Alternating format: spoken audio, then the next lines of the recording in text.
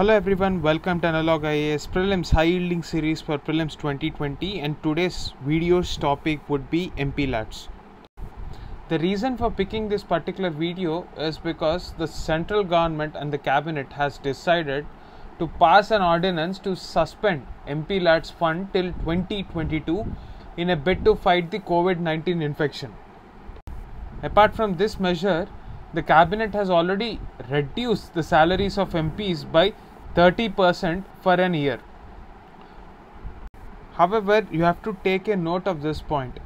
The salaries of MPs, Council of Ministers and the Prime Minister is reduced by 30% through an ordinance. But when it comes to the President, Vice President and various governors of states, they have voluntarily decided to take a pay cut as a social responsibility. It is not through an ordinance. So what is this MPLATs? MPLATs stands for Members of Parliament Local Area Development Scheme. So this scheme has been formulated by the Government of India on 23rd December 1993, and it enabled the members of Parliament who recommend developmental works in their constituencies with an emphasis on creating durable community assets based on locally felt needs. So these are the key points: durable community assets and locally felt needs. This happened right after the 73rd and 74th Constitutional Amendment Act, which empowered the local governments of various states. So what do you mean by this durable assets of national priorities? Mostly they are concerned about drinking water, primary education, public health, sanitation, roads and various other important amenities that are important for rural infrastructure. So under this scheme, the MP has the choice to suggest to the district collectors for works to the tune of 5 crores. So this 5 crores is given to every single MP of the Parliament. Initially, this scheme was administered by the Ministry of Rural Development, but from 1994 onwards, the Ministry of Statistics and Program Implementation has been looking into its working. So one important point that you have to note is, in order to ensure that scheduled castes and scheduled tribes who have a special set of developmental needs, this special attention has been accorded, and accordingly 15% of the MPLATs funds are to be utilized for areas inhabited by SC population and 7.5% for areas inhabited by ST population. Similarly, in order to encourage the trusts and societies for betterment of tribal people, there is a ceiling of 75 lakhs for building assets by the trusts and societies. But this are subjected to the conditions prescribed in the scheme guidelines as well.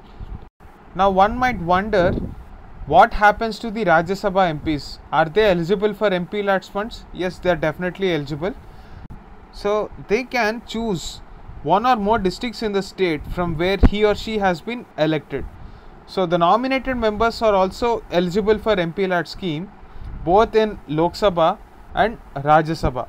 So they may select any one or more districts from any one state in the country for implementation of their choice. Now the next important question is, who implements the scheme? Does the MP directly gets himself involved in the scheme?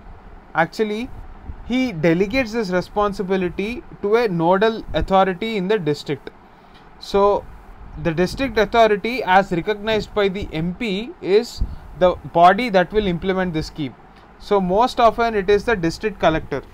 District authorities sanction the work recommended by MPs, and this designated authority will be responsible for identifying the implementation agency, user agency and actual implementation of the work on the ground as well. So the same implementation authority or the district authority at the district level will also ensure that the assets are transferred to the user agency. Now what do you mean by this user agency? The population in that particular area. So if there are any developments with respect to MPLAT scheme, the district authority will be the final implementation agency which will report back to Ministry about the status of MP lads in the district. There is also an element of flexibility that is awarded in this particular scheme. So if the MP wants to utilize this MP lads funds, he can merge it with other schemes as well. For example, if the MP decides to use this funds along with MGNREGA funds, he can club those schemes and utilize it for building durable assets. He can also recommend work up to 25 lakhs for natural calamity in the state and up to 1 crore in the country from the MP LAT funds of 5 crores. Let us have a look at the question. Consider the following with respect to MP LATs. 7,900 crores from the MP LAT scheme will go to the Contingency Fund of India. This statement is false because it goes to the Consolidated Fund of India. The second statement, from 2014 to 2018, only 35 constituencies could not use the complete funds.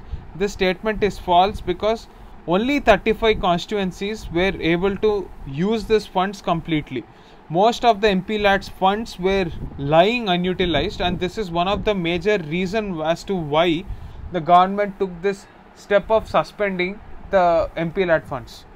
Most of the MPs were not proactive enough to utilize these funds for their constituency developmental activities.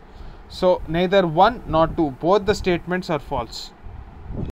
Now pause the video here and try to answer this question. Please post your answer in the comment section below along with an explanation. Thanks for watching. That's it for this video.